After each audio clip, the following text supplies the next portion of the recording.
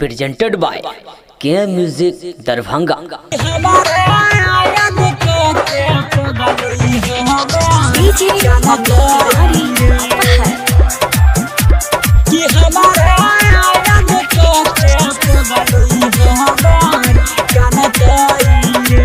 Recording by SR studio Ludhiana. अरे दूरा पटेंट करे तो बजते बाजा, अरे साझे में ये तो देखी है दुल्हे राजा। हथवा में मेहंदी वकरा सुना रे यरवा लागत होई तो रे कि हमारा याद के जानू हमार कानत हई रे कि हमारा याद के पगली हमार कानत हई रे।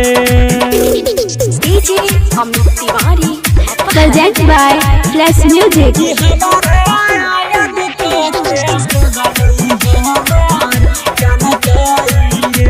Present by Flash music.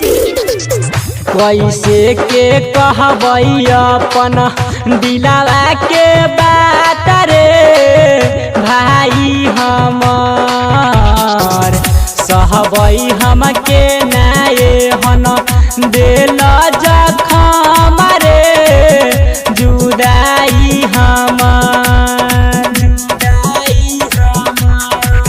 दुख दिल कई के ते कहियौ रे, अरे कैसे के समझइयौ रे हमारे लाजियरा कर सच सच के डकी है कुहकत होतई रे कि हमारा याद के जानू हमार कानतई रे कि हमारा याद के सोना हमार कानतई रे। DJ Amit Tiwari present by Flash music.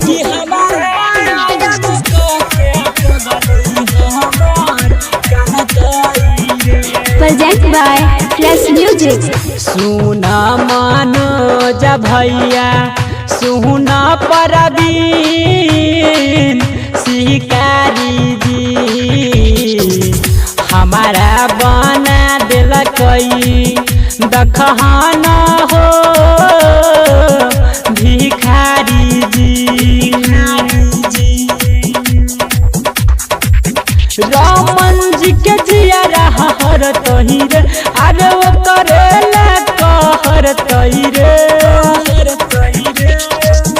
हमारा बिना उ पगली के ना के जीतई सुना मरतई रे कि हमारा याद के सोना हमार कानत हई रे कि हमारा याद के जानू हमार कानत हई रे। Presented by K music Darbhanga.